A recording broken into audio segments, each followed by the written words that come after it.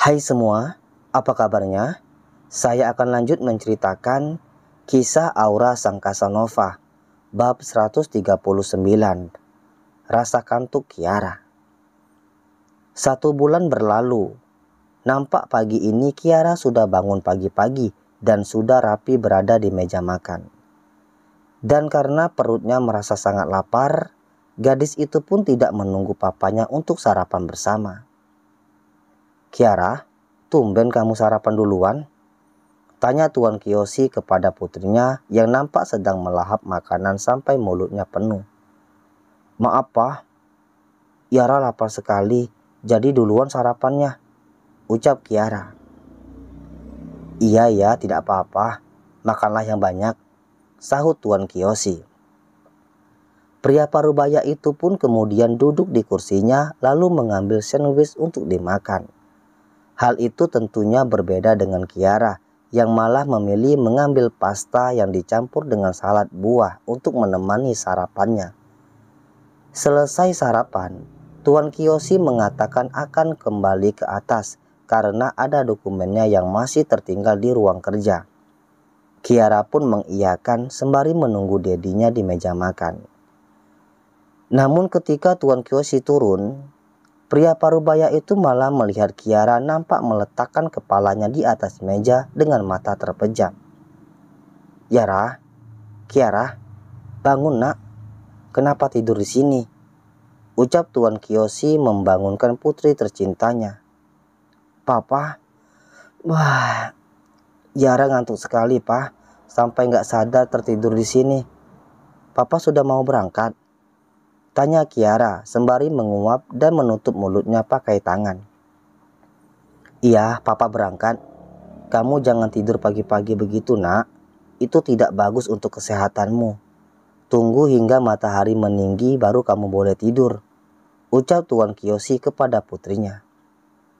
"Iya, Pak," jawab Kiara seadanya, karena memang saat ini rasa kantuknya begitu berat dan nyaris tidak tertahan lagi, sehingga matanya pun terlihat sangat sipit. Tuan Kiyoshi pun pergi dengan terlebih dahulu mengusap lembut rambut putri tercintanya, sedangkan Kiara langsung beralih menuju ke ruang tengah untuk menahan rasa kantuk dengan menonton film, sesuai nasihat dari Tuan Kiyoshi yang melarangnya tidur di pagi hari karena tidak bagus untuk kesehatan. "Film action kali ya, biar nggak ngantuk, atau horor," gumam Kiara berkata sendiri. Gadis itu pun akhirnya memutuskan menonton film action. Namun sebelum Kiara mulai menonton, gadis itu kembali ke dapur untuk mengambil salad buah sebagai cemilannya. Ya Tuhan, kenapa aku ngantuk sekali?" gumamnya yang saat ini benar-benar tidak bisa menahan rasa kantuknya yang semakin berat. Hingga akhirnya Kiara benar-benar tidak bisa lagi menahan kantuknya sampai tertidur di atas sofa sambil tangan yang masih menggenggam sendok sampai Jiro datang dan mendekati gadis belia tersebut.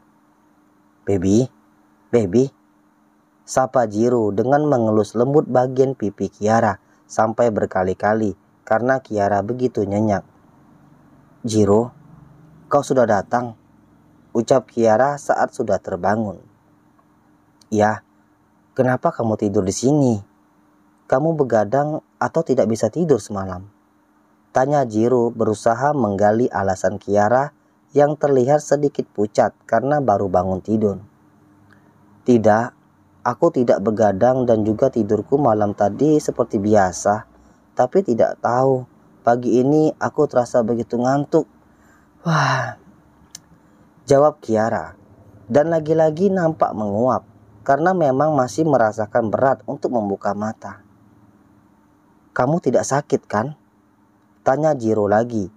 Dan sekali lagi, Kiara menggelengkan kepala sembari berkata tidak. Dilihatnya sendok masih dipegang Kiara untuk memakan salad. Jiro pun meraih benda itu dan meletakkannya di atas meja. "Film yang bagus. Aku sangat suka film ini. Dan dulu aku sering mengulang-ulang episodenya," ucap Jiro yang kemudian duduk di atas sofa di sebelah Kiara duduk dengan menyindirkan kepalanya. "Memangnya film itu menceritakan mengenai apa?" tanya Kiara, yang ternyata gadis tersebut dari awal mulai nonton sudah tertidur hingga tidak mengetahui jalan ceritanya sama sekali. "Kau berada di sini tapi tidak tahu alur ceritanya?" tanya Jiro heran. "Kan aku tertidur," jawab Kiara dengan malas. "Tapi di awal film kita bisa memprediksi cerita yang akan ditampilkan di film ini," lanjut Jiro lagi. Dan untuk sekian kalinya, Kiara kembali menggelengkan kepalanya, menandakan jika dirinya benar-benar tidak mengetahui alur dari cerita film yang mentereng di hadapannya. "Kau tertidur dari awal berarti, baby," ucap Jiro kembali. Kiara tidak memperdulikan perkataan Jiro, dan terlihat gadis itu sudah kembali memejamkan matanya untuk melanjutkan mimpinya di pagi hari. Jiro yang melihat hal tersebut pun menjadi sangat gemas. Pria matang itu kemudian membaringkan Kiara di sofa, dan dengan pasrah karena rasa kantuknya Kiara pun hanya diam saja. "Baby, bangunlah. Bangun sebentar, baby. Tidak lucu jika aku sudah berada di sini tapi malah kamu tinggal tidur," ucap Jiro. "Aku ngantuk sekali, Jiro.